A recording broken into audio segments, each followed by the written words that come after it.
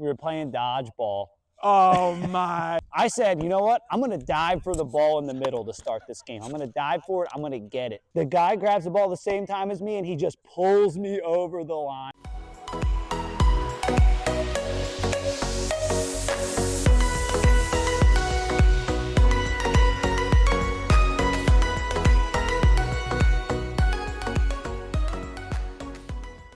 What up, peeps? I'm Jim. Welcome to the Have and Catch podcast, the show where we have a catch and chat with friends. Today, I'm having a catch with my favorite just a guy, Nick K. Nick, how the heck are you, dude? You know, dude, living the absolute dream out here. Just a couple of bald guys living their best life, having a catch. Haven't thrown a baseball in, if I'm being honest with you, 10 years since about college. That was my first throw. It was a bit off. I know the camera saw that one.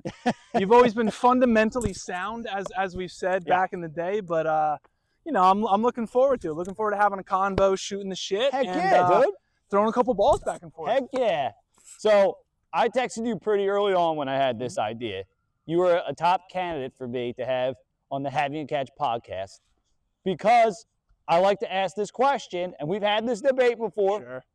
Do you say have a catch or play catch? Yeah, I mean, look, growing up, I'm from northeastern Pennsylvania, right? So the Scranton-Wilkes-Barre area. I was actually born in Massachusetts, but I grew up in Wilkes-Barre.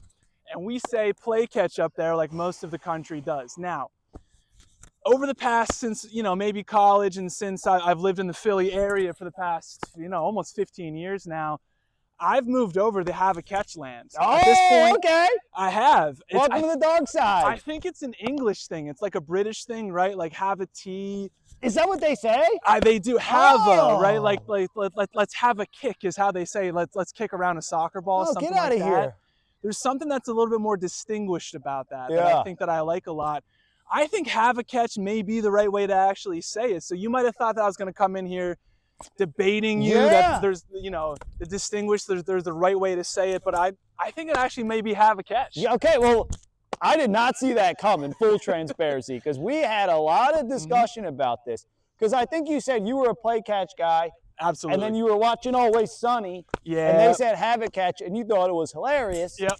And then you met me. Yep. And you're like, oh wait, no, they're serious about that. That's right, yeah. So before I came to college, in 2011, I went, came to Westchester, and the episode of It's Always Sunny I saw before I came to school, and they said have a catch, which I thought was just a joke. I thought it was just a funny way to say something. And then I came, and then I heard you say have a catch. You know, let's go outside, let's have a catch. And I was like, oh, he's quoting my favorite show. Like, he gets it, right? Then I understood that's just how people around this area say, let's go play catch. Which I'm imagining that people that are, watching, listening to this, me saying play catch are probably thinking like, ew, that's disgusting. It's sort of the same thing that I thought about have a catch. I think we can meet somewhere in the middle probably though, you know what I mean? I think that both are probably correct. Right. I think, like you said, I think more people say play catch. Yeah. But have a catch is just right. Have a catch is correct. Yeah. And I've had people on who say there is a difference. Like if you're in the backyard, like with your brother, maybe you're playing catch. Oh. Or if you haven't played organized baseball before, stuff like that. So there's different layers to it that I didn't think about before. Oh, I was like all that. catch. Yeah.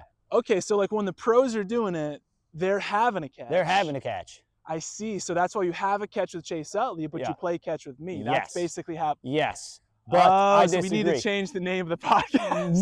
No. We're still having. We're having a catch. All right? Me and you, we're having. That kind of elevates the way. I like that actually quite a bit. Okay. Oh, God. Now, speaking of Chase Utley, now, I have to imagine that your pie in the sky, your number one guest, right? That's got to be right? Oh, yeah. What are some other guys? They don't have to necessarily be Phillies. They're probably going to be Phillies. But what are some other guys that, if you had a genie and you had unlimited wishes, some other guys that might be on the show? Okay. So, obviously, Chase Utley would be one. Yeah. But I think that's two on the nose because of Always Sunny. Yeah. So, I think a little less on the nose would be to have a catch with Rob McElhenney. That would be, because he wanted to have a catch with Chase Utley. Who doesn't? That's actually awesome. I have a catch with Rob McElhenney. Yeah. Like, that would be something. You say his name right, too, which is impressive. Yeah. Well, he's a Philly guy. I'm a Philly. Well, Philly suburbs guy. Does that count? Yeah. It's all the Yeah. same. Yeah. No, it's all. That's actually a pretty good answer. Yeah. And I feel like he would too. So I don't know if you watch Welcome to Wrexham or not. But No, I haven't yet. I don't have. That's on like Hulu and FX and stuff. Yeah. Right? But I do want to because I love. I know that Ryan all Reynolds these types of shows and want to him. make it seem like celebrities are like these down to earth people and Yeah. stuff like that. Like him and Ryan Reynolds. I feel like they seem like they really are these down to earth guys, though, right? So they go and buy this soccer team out in Wrexham, right in Wales. And what they do is they pour their own money into it. They had just had an episode where they talked about how much of their own money they didn't talk about, but the show talks about how much of their own money that they poured in.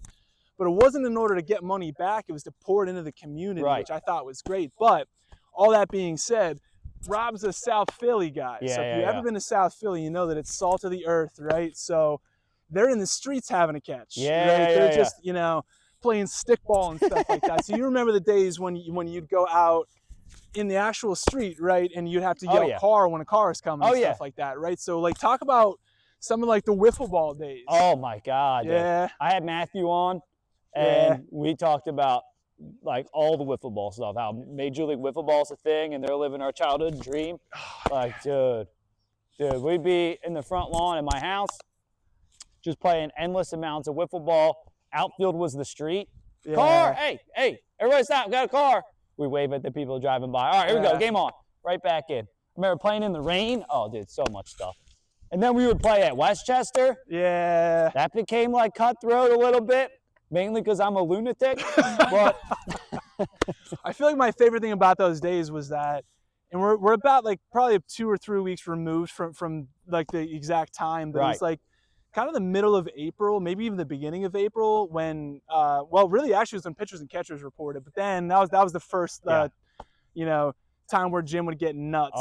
He would get baseball fever, but then it was really like when spring would start, he would literally be wearing his glove I'd be in the dorm just in his dorm room. Yeah, exactly right. Yeah. Oh yeah, I would practicing shortstop and stuff like that. But then he'd be the one to get us out there in any grass we can find, playing wiffle ball with all these people who weren't really even, you know, not really baseball players and everything, but just a bunch of goofs. Which I really attribute to why all of us are still friends. And, you know, right after we're done recording this, we're going to go and hang out with a bunch of them, Mike H's birthday. That's right. Happy birthday, Mike H. Happy birthday, Mike H. Yeah. So we're speaking on college. I wanted to ask you this because your memory's unmatched. And I think you're going to think of some. I think we're definitely going to think of one of the same stories. But maybe some of Jim's silliest or feistiest moments in college. Jim as in me, I just said myself in the third person. But like some funny or like totally insane stories of me in college. Oh man, so much, literally so much comes to mind. I mean, the first thing that comes to mind, honestly, is actually going to be your Dane Cook phase. I knew that would be on there. Yeah, that's like just what immediately came to mind with the war flute. I think is going to be like number one. I think if you don't know Jim, you have to know that when Jim gets passionate about something, like when Taylor's new album comes out, for example, and he's into it, that's all he's going to listen to.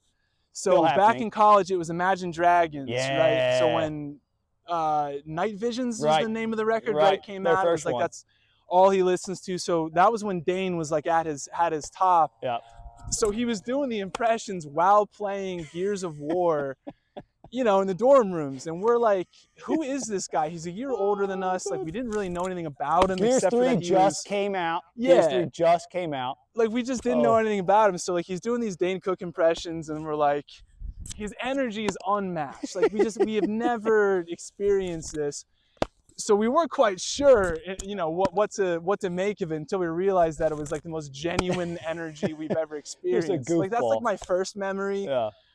I think jumping well ahead, talking about like unhinged, I think Jim would actually be when your brother, you know, at Ramsgate was getting feisty himself, I would say, though. So this is another side of Jim. You have to understand. I didn't even think of this story as a possibility. Yeah, but I think that it's a good one because I think that something else you have to know about Jim is that he's going to have your back no matter what, like the scenario. So Jim's brother, Brian, who I'm sure you will all meet at some point. You better at some point in time. I'll try to get him. He's pushed back on me. He's a he's a unicorn to get. That's kind of classic Brian. I'll get him. But at some point, Brian was having a rap battle for no reason.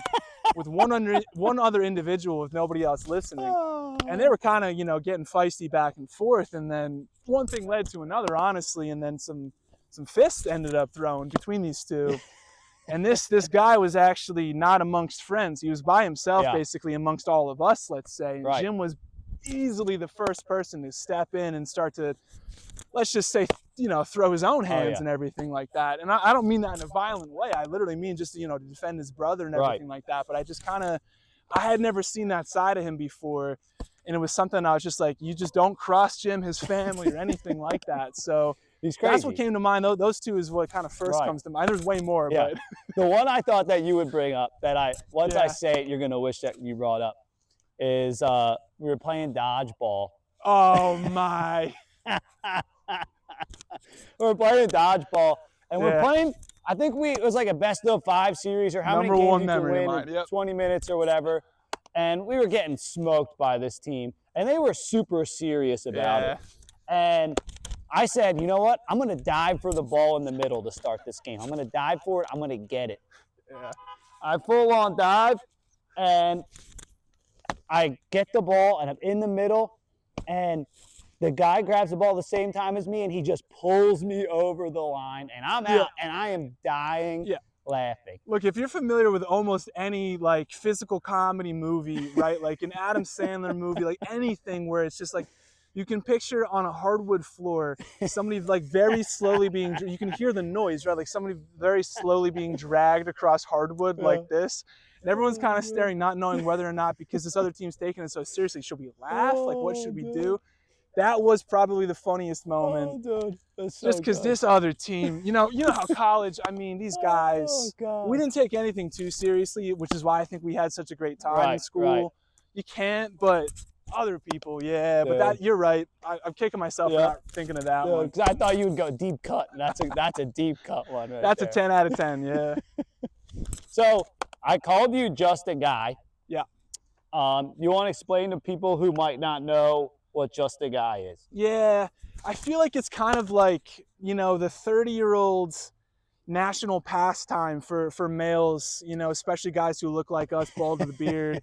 We're just kind of sitting at a brewery, a bar, and they're just thinking of, you just name random guys. So these are people who are, they had a baseball career in the MLB, they played in the NBA, NFL, and they had a blip, right? They played 3 or 4 years. They maybe made 2 or 3 plays. They're guys that, Jabbar Gaffney, for example. Yeah, that's just a guy. A random name that just pops to the top of your head. The idea is you don't think about them if they pop into your head. So if I say a name and it makes you have like a visceral reaction, that's how you know it's a guy, right? So, you have a text chain with your friends, and every now and then you just pop a name in there. Yeah.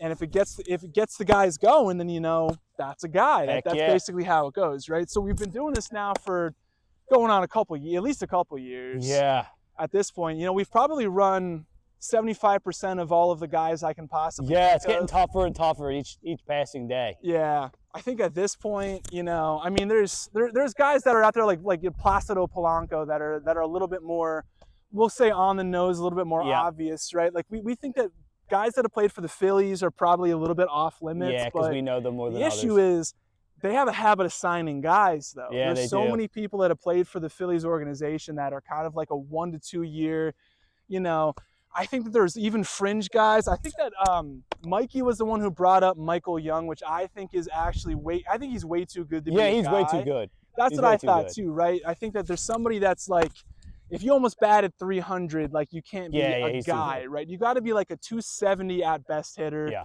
Can't even hit 100 home runs, right? Like you got to be one of these guys that's like, maybe you've had 1 year where you made a difference on a team, but that's about it, right? So you think about, there's one guy that I can think of, Cleveland Browns tight end from like 2017. Gary Barnage? Gary Barnage. Is that the guy? Guy. Get out of here. Guy, right? That's a guy. That's a guy, That's right? a guy. You haven't thought of that name since 2017. No. Right? Had an awesome year, haven't thought of him since. So that's kind of how you play the guy game, right there. I was thinking, and I think we already talked about it, but recently I was thinking of Phil Hughes. Phil Hughes is a guy. I think maybe the definition of a guy, actually, because he's an interesting case, because he's somebody that was he's not a top prospect, Right. He's not the #1 prospect, but he's up there. Yeah. So he's already on your radar, in like 2010, like Sports Illustrated says he's going to be really good. So you know who he is. And then he gets up there and he's good, not great, classic good, not great for about 3 years. Right. And then he goes to the Twins. Right. He's a Yankee. Then he goes to the Twins and then he's bad, right? And then you forget about him for 10 years. And then you just said the word Phil Hughes. I haven't heard the name Phil Hughes. I don't know, since 2015. And he just got a guy named Phil Goosebumps. Hughes. Goosebumps. You can hopefully you can see that. Goosebumps. I'll zoom in. We'll zoom in on this. That's a guy. That's a guy right there. Now, transitioning. You know who's not a guy? Okay. My man, JT Realmuto. Not a guy. Handsome guy. We have a consensus that he is easily the hottest Philly. Easily. Now, on camera, I want you to go with all through your top 5 hottest Phillies. Top 3 hottest Phillies. No, 5. Top 5. I want your top 5. Yeah, you put me in the pressure cooker here. I know. I mean, JT's 1. We've gone through top 3. I need top 5. JT's 1. Yep. Bryce has got to be 2. Has to be in the top 3. I'm good with 2 or 3. Yeah, he has to be up there. Oh, man. I guess it's got to be Casty because he's got that bad boy look That's to the him. thing. I know. So he's in there as well. We don't have to have them be 1 through 5. Just say the 5 together. Okay, and I'm that's good. fair. Yeah. So Casty has to be in there. Oh man. There's an age-old debate about whether or not Stott is in there, whether or not he's cute. Well, that's the thing. It's the cute or hot, right? Like, because if we're going cute, then Stott's in there, Bum's in there, Turner's in there. Turner's in there. I'm telling you, they're the cutest team in baseball. Yeah, they're the They're the cutest best team in baseball. I might lose this argument, but I think Stubbs is hot. He's very handsome. I know we've had this conversation as well. I think that he's handsome. There's a difference. Yeah. Hot is a different. Oh. They might be the only hot guys they have. The rest are handsome and adorable. You know what I mean? Like, I don't know how else. I don't think there is 5 deep. They got Taiwan, 3 man. handsome guys. Taiwan's what, 6'5"? Yeah, he's a handsome hot guy man. too. He's got to be on there as well. So I understand this. This is why people tune in. Yeah, it's for especially this the content. women. Yeah, especially the women, and then guys like us. I'm a big like top 5 list kind of guy. Yeah. I always want to ask people like, what's your top 5 this, that. I think something that's an entry-level question that I ask people, and it doesn't have to be 5, but your top 3 like go-to snacks. Yeah. Which I think I've asked you this one before, and I got this, so I asked Andy when we were at Freems' bachelor party down at Sea Isle, and at first I thought it was the most insane list I had ever heard. And then I thought about it, and I was like, you know what, dude? I think this guy might be onto something. So his first one was, he goes goldfish 1, which I think I'm totally fine with. Right? Goldfish is in there. I'm good. They're in there, but I don't know about 1. But I think that they're fine being in there. Then he goes with, I think if I'm not mistaken, the twisty Fritos things. Oh, the honey barbecue and I'm Fritos. like, you can't put that in your top 3. No, I don't think chips as snacks per se. Yeah. Like, that's an argument I guess we could have. Wait. Let's throw whatever I just said out. You hang on now. You just said chips aren't snacks. I don't think they're like snacks per se. I mean, can you snack on chips? You can't just say the word per se and it. Hang on now. I sure can. I make the rules. I exuberate all the rules over here. All right. Okay, so chips are their own category. Is that what you mean? I don't really like snack on chips and I guess unless they're out and there's like onion dip. Yeah. And that's an hors d'oeuvre, I guess, at that point, right? Like if that's out like that, or I'll have chips as a side to a sandwich, or like side to pizza. Like it's more of a side to me than it is a snack. But people do just get a bag of chips and sit on the couch and eat them, right? So that's not as insane as I thought it was going to be as a take. Yeah. I mean, you didn't get me with the hors d'oeuvres part, but the next, I wasn't expecting that. Appetizers? That's going to be like at a wedding, you just got someone just with Fritos thing just walking around. I would love it. I would love too. It. So I was talking with Freems and Punty yesterday, and I was like, this is a perfect thing I'm bringing up to you. And you're talking about you like to do the top 5 lists, but I want you to give me a top 3 of your favorite baseball slang terms. yeah. There's some good ones. We were rattling off, and my nips were getting blown off talking about it. I mean, okay, there's a lot of really good ones. Yeah. So I'm trying to think of some old time ones, which got a lot of them still exist at this point, right? So if you, oh man, Yeah. Why don't you give me one, and then I'll give you one. We'll bounce back a few. We'll I'd actually spitball. rather you start. Okay. Yeah. Okay. One of my favorite ones, humpback liner. That's a humpback liner out there. I actually don't think I've You don't even know that heard one? that. Yeah. Mine was going to be can of corn. Was Can gonna of be corn, my that's up first there. one. Yep. Was going to be like just like the classic. It means absolutely nothing. Yeah. I don't actually know what that comes from because Can of even corn. if you think, even if you think about that, like an actual can of corn, how does that? Does it mean the ball looks bigger? Maybe. I think it had something to do with reaching on the top shelf, and a can of corn would fall down, and you would just nice and easy. Smart man. I think that's what it's. That's why we like pay you that. the big bucks. Yeah. That's a smart man right there. Yeah. Okay. Humpback liner makes sense though. I just think I've heard it though. Yeah. Okay. Love it. Like people wouldn't know what that means, and then you see it in a game. You're like, oh, that's a humpback liner. Yeah. Okay. We like frozen rope. Yeah, that's a frozen good one. rope's great. That's good. That's kind of a 10 out of 10, Yeah, right? Frozen rope's great. Yeah. I like the good 3-0 green light. We got a 3-0 green light right now. It's like, what? It's like, yeah. That's a good one. Speaking of 3-0 green lights, and this is a little bit of a tangent, we'll come back to some of the terms, is that I kind of don't understand how there's still signs in baseball, like a third base coach. I've never understood why a third base coach and a first base coach or any of the coaches have to wear a baseball uniform. Yeah, that's true. I love that they do because it would look so weird if they just had khaki shorts on. I get that, but at the same time, it's like, at its root, it's a costume, right? Like it's like a... Right. It's a silly thing just for an adult to wear. Yeah, wearing something out it's there. a silly thing, but but you know, a polo and khakis would look ridiculous. Yeah. But signs though, like I don't understand how you have to throw a sign on for a 3-0 take. Like, guy, I'm an adult. I'm good. I'm taking it. Yeah. Like I'm David Ortiz. Right. I don't need you to tell me. Yeah. I think I'm okay with that. You know what I mean? Yeah. That's true. That is true. I've always loved, and this is a simple one. I don't even know if it counts on here.